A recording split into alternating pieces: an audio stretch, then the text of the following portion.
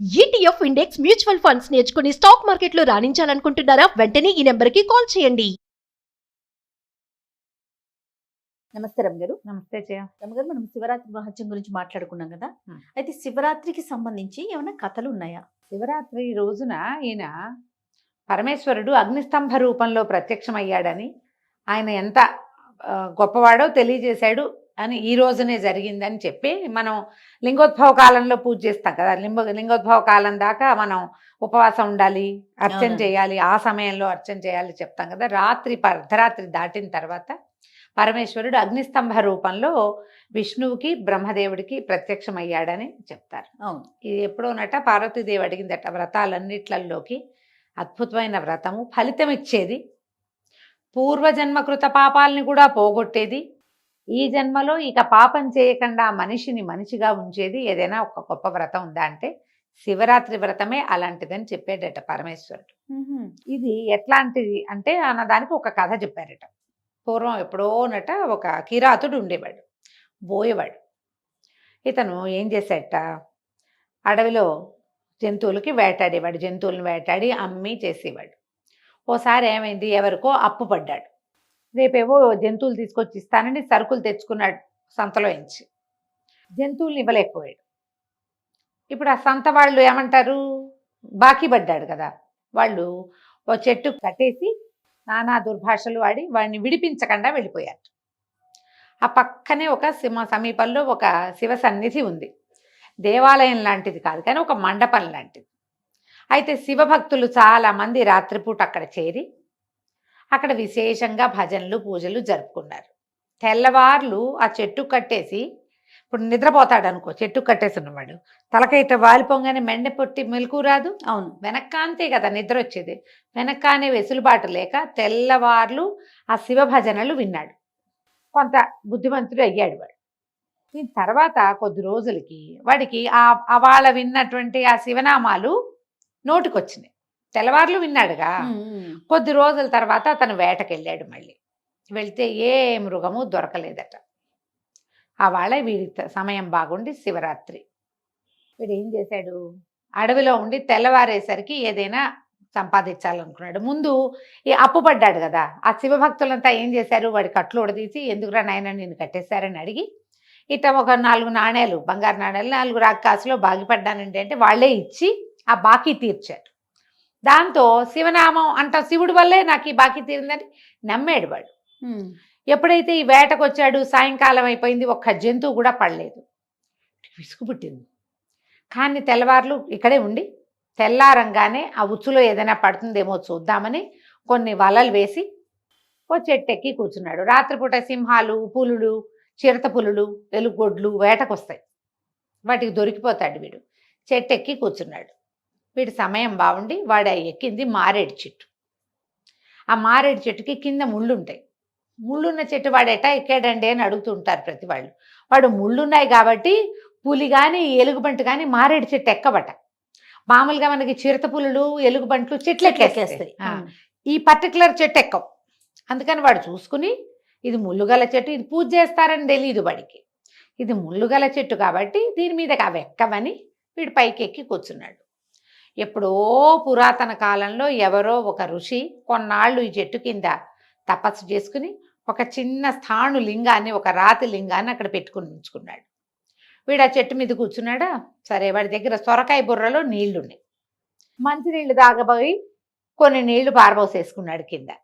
ఆ సీత మూత తీసేటప్పుడు పడిపోయినాయి. ఈ పడి నీళ్లు పోయి శివలింగం మీద పడ్డాయి. అభిషేక ప్రియ శివ, ఆయనకి ఇష్టం.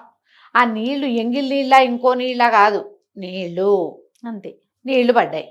కాసేపు అయ్యాక వీడికి తూలు వచ్చేస్తుంది. ఏమిట్రా నాయన తూలు వచ్చేస్తుంది, ఈ శివుడు ఎక్కడన్నాడు వాడికి గుర్తొచ్చింది. ఆ రోజు పాటలు విన్నాడుగా అని ఆ పాట పాడుకోవటం మొదలుపెట్టాడు. పాట పాడుకుంటూ కాసిన మంచినీళ్ళు తాగాడు, ఆవరించాడు, ఒళ్ళు విరుచుకున్నాడు. తోచట్లేదు. ఈ చెట్టు ఆకు ఒక్కోటి తుప్పటం వేయటం. ఆ ఆకు ఎట్లా ఉంటుంది, 2 ఆకులు ఇట్లా ఉండి మధ్యలో నుంచి ఇంకొక ఆకు ఉంటుంది. దీన్ని లాగితే అదేమిటి బాగా తెగదు. అదే మొదలుకి లాగేవనుకో, ఇక్కడ లాగితే బాగా తెగుతుంది. కరెక్ట్గా ఇట్లా తీస్తే దళం దళంగా వస్తాయి. ఓ దళం తీయటం, కింద వేయటం తోచక ఓ రెమ్మ విరిచాడు. కాసేపు దాన్ని ఇటా ఇటా అన్నాడు. తర్వాత ఏం చేశాడు, ఒక్కొక్కటి తీయటం మొదలుపెట్టాడు. మనకు కూడా తోచకపోతే పిల్లలు చేస్తారు. అవును. ఈ ఆకులన్నీ, మారేడు దళాలన్నీ వెళ్ళి ఆ శివలింగం మీద పడ్డాయి. వీడు పాట ఒకటి పాడుకుంటున్నాడుగా, శివుడు శివుడు పాట పాడతాడు. శివుడు ఏమీ పడినివ్వలేదు, ఒక్క జంతువు దొరకలేదు, ఒట్టిగా శివుడు శివుడు అంటున్నాడు. శివుడు దేవుడే కాదు అని నిందాస్తుతి కూడా చేస్తున్నాడు. దేవుడైతే నాకు దొరక్కపోయేదా? ఏ పాట పాడినా ఒకటే. అవాళ ఈ పాట పాడడం వల్ల అప్పులు తీరినాయి, కట్లు విడినాయి అని నేను నమ్మాను. కానీ ఇప్పుడు మన పని ఎక్కడవుతోంది అనుకుంటూ కాసేపు నిందిస్తున్నాడు, కాసేపు స్తుతిస్తున్నాడు, మధ్య మధ్యలో ఆకులు దూస్తున్నాడు, పోస్తున్నాడు. ఆహారం లేదు, మంచినీళ్ళు తప్ప, ఉపవాసం. కిందుంటే జంతువులు పట్టుకుంటాయేమోనని చెట్టు ఎక్కాడు, నిద్ర పడితే కింద పడిపోతానేమోనని నిద్రపోకుండా ఉన్నాడు, జాగారం. తర్వాత ఈ మన సొరకాయలో ఉన్నటువంటి, సొరకాయ బుర్రలో ఉన్న నీళ్ళెత్తి శివలింగం మీద పోసాడు, అభిషేకం. ఆకులు కోసి, బిల్వాలు కోసి వాటి మీద శివలింగం మీద పడేస్తున్నాడు, అర్చన. మధ్య మధ్యలో వాడికి నోటికొచ్చిన స్తోత్రాలు కూడా చదువుకుంటున్నాడు. ఇప్పుడు చేయవలసినవి ఏమిటి? శివరాత్రి అభిషేకం చేయాలి, ఉపవాసం చేయాలి, జాగారం చేయాలి, అర్చన చేయాలి, స్తుతి చేయాలి. 5 క్రియలు అయిపోతున్నాయి. తెల్లవారేసరికి వాడికి ఎంత సంతోషంగా అనిపించిందో. ఎందుకు? వీడి చెట్టు దిగి వచ్చేసరికల్లా వాడు పెట్టిన ఉచ్చులో ఒక లేడీ చిక్కుకున్నది. శివుణ్ణి బోళ్ళంతా స్తుతించాడు, శివ శివ అని పాడుకున్నాడు. ఆహాహా, శివుడి వల్ల కదా దొరికింది అని. ఆ లేడీ దగ్గరికి వెళ్ళేసరికి దాన్ని కొడదామనుకున్నాడు ఒక దెబ్బ. చూస్తే అది నిండు చూలాలు కడుపుతో ఉంది ఆ లేడీ. ఇక దగ్గరికి వెళ్ళేసరికి కొట్టద్దు కొట్టద్దు, నన్ను వదిలిపెట్టేసేయని మానవ భాషలో మాట్లాడింది. తెల్లబోయాడు. ఎవరు నువ్వు? మనిషిలాగా ఎట్టా మాట్లాడుతున్నావంటే, నేను రంభ అని నా పేరు, నేను పరమేశ్వరుడి చుట్టుపక్కల పరిచారికని, ఆ ప్రాంతంలో ఆయన కైలాసంలో ప్రమథగణాల దగ్గర అంతా పరిచారికని. హిరణ్యాక్షుడు అనే ఒక రాక్షసుడి మీద మనసు పడి శివారాధనలో కొంచెం అలసత్వం వహించానని, లేడిగా అయిపోండి మీ ఇద్దరు అని శపించాడు పరమేశ్వరుడు. నేను లేడిగా పుట్టాను, నా భర్త కూడా ఇక్కడే ఉన్నాడు, నేనేమో ఇప్పుడు గర్భవతిని, నన్ను కొట్టి చంపేసామనుకో పొట్టలో పిల్ల కూడా చచ్చిపోతుంది. నేను ఒక పని చేస్తా, నన్ను కట్లు ఉడదీసి నేను ఎక్కడ ఉంటున్నామో అక్కడికి వెళ్ళి పిల్లని ప్రసవించి నిండు నెలలు కనేస్తాను, పిల్లని అక్కడ ప్రసవించి నేను నీ దగ్గరికి వస్తాను, అప్పుడు కొట్టి చంపేద్దుగా అనేసరికి అర్థం కాలే. నమ్మచ్చో నమ్మకూడదో తెలియలే, కానీ నమ్మాడు. వదిలిపెట్టాడు. కానీ వదిలిపెట్టాడని ఎందుకు వదిలిపెట్టాను? చేతికి చిక్కిన దాన్ని వదిలిపెట్టాను. ఇప్పుడు నేను శివుడిని ఎట్టా అంటాను? ఆహారం కావాలి, ఆకలిస్తోంది, ఇంట్లో డబ్బులు, ఇంట్లోకి డబ్బు అవసరం, సంసారానికి డబ్బు కావాలి, లేడి దొరికింది, శివుడే పట్టించాడు అనుకున్నా. ఇప్పుడు శివుడేనా వదిలిపెట్టించినవాడు అని ఆలోచిస్తున్నాడు. ముందుకెళ్ళేసరికల్లా ఇంకో మొగలేడి, ఆడలేడి కనపడ్డాయి. ఇవెవరు? ఈ కడుపుతో ఉన్న లేడి తాలూకు భర్త, దాని సవితి. ఓహో, అక్కడి నుంచి వీడు బోయవాడిని చూసేసరికల్లా బెదిరినాయి, కానీ వీడు చంపుతానని బెదిరించాడు. ఆగిపోయినాయి. వీడిని తీసుకెళ్ళదు, నన్ను తీసుకెళ్ళమంటుంది ఆడది, దాన్ని వద్దు నన్ను తీసుకుపోమంటాడు మొగలేడి. వాళ్ళ మధ్య పరస్పరం ఉన్న ప్రేమను చూసేసరికి వీడికి ఆశ్చర్యంగా ఉంది. ఇంతలో ఏమైంది? ఆ ముందు లేడి కనటానికి వెళ్తున్నానంటే అది పిల్లని ప్రసవించి మళ్ళీ వెనక్కి వచ్చింది. వెనక్కి వస్తే కాదు బాలింతరాలు, దీన్ని ఎట్లా చంపుతావు? దీన్ని చంపితే ఆ పిల్లకి ఆహారం ఎట్లా? పుట్టిన పిల్లకి పాలొద్దా? దాన్ని కాదు నన్ను చంపమని రెండోది, వీళ్ళని చంపద్దు నన్ను చంపమని మొగుడు. ఆ మూడింటిని చూసేసరికల్లా అతనికి చాలా ఇదైపోతుంది. అసలు లేడి అసలు ఇలాంటి ఇదేమిటి అని వాడు చాలా దుఃఖపడతాడు. దుఃఖపడి ఈ శివస్తుతి మళ్ళీ చదువుకుంటాడు. ఎప్పుడైతే ఈ 3 లేడ్లు ప్రాణం వదలటానికి సిద్ధపడిపోయినాయో ఆకాశం నుంచి పుష్పవృష్టి కురుస్తుంది, వీడికి మోక్షం వస్తుంది. ఆ శివరాత్రి చేసినటువంటి దీనివల్ల, జంతువుల భాష తెలుసుకున్నాడు. క్రూరుడైన వాడు మెతగ్గా మారిపోయాడు. వాడికి కావలసిన ఆహారం వాడికి లభించినా వాడు తీసుకోవాలి. అట్లాంటి మార్పు వస్తుంది శివరాత్రి వ్రతం చేసిన వాళ్ళకి. ఈ కథ చెప్పబడుతుంది. ఇప్పుడు ఈ కథకి పూర్వగాథ మనం ఏం చెప్పుకున్నాం? బ్రహ్మ విష్ణువు ఇద్దరు ఎవరు నువ్వు గొప్ప నేను గొప్ప అని మాట్లాడుకుంటుంటే, మన ఇద్దరిలో ఎవరు గొప్పవాళ్ళు అని ఆలోచిస్తున్నప్పుడు పరమేశ్వరుడు అగ్నిస్తంభ రూపంలో ప్రత్యక్షమయ్యాడు. ఈ స్తంభం ఎవరు? దీని ఆద్యంతం లింగ రూపంలో ఉంది. ఆద్యంతాలు తెలుసుకోవడానికి పైకొకళ్ళు కిందకొకళ్ళు ప్రయాణం చేశారు. కింద దాకా వెళ్ళాడు విష్ణువు తవ్వుకుంటూ. ఎంత కిందకెళ్ళినా ఆయనకి కనపడల లోతు. రెండో భాగం కనిపించల, అంచు కనపడలేదు అని వెనక్కి వచ్చాడు. బ్రహ్మదేవుడు పైకి వెళ్తున్నాడు, ఎంత వెళ్ళినా ఏమీ లేదు.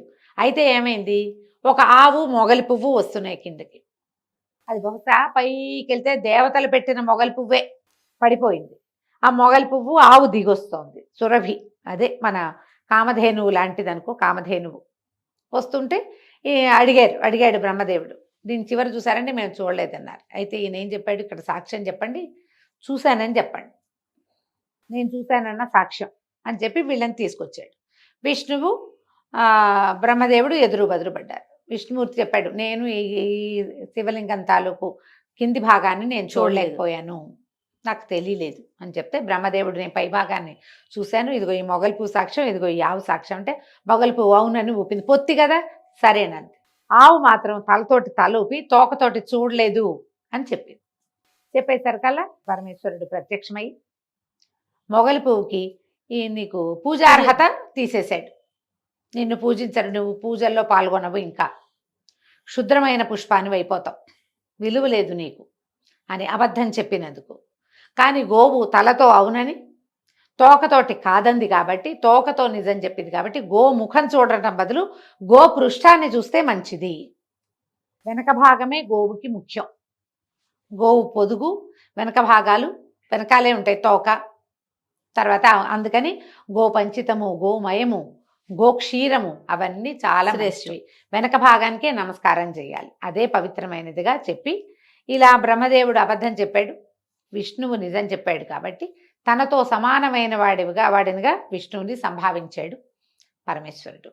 ఏ రోజునైతే ఈ మహాలింగ స్వరూపంలో అగ్నిస్తంభ రూపంలో ప్రత్యక్షమయ్యాడో ఆ రోజునే మనం శివరాత్రిగా మనం పూజ చేసుకుంటాము. మాఘమాసంలో జరిగిందని ఆ రోజున లింగోద్భవ కాలం దాకా ఉపవాసం ఉండి జాగరణ చేసి శివార్చన చేసుకుంటే విశేషమైన ఫలితం లభిస్తుంది. జన్మానికో శివరాత్రి అంటారు. కనీసం ఒక్కసారైనా జీవితంలో ఈ శివరాత్రికి ఉపవాసం ఉండాలి. ఏటా ఉండేవాళ్ళు ఉంటారు, చాలా మంది వేల కొద్ది లక్షల కొద్ది ఉంటారు. ఎప్పుడు ఉండని వాళ్ళు ఓసారైనా ఓపిక చేసుకుని జాగరణో ఉపవాసమో శివార్చనో ఏదో ఒకటి చేసుకుంటే ఫలితం లభిస్తుంది. ఈ ముందు చెప్పుకున్న కిరాతుడి కథనే ఈ శివరాత్రి కథల్లో ముఖ్యంగా చెప్పుకుంటారు. నమస్తే. నమస్తే.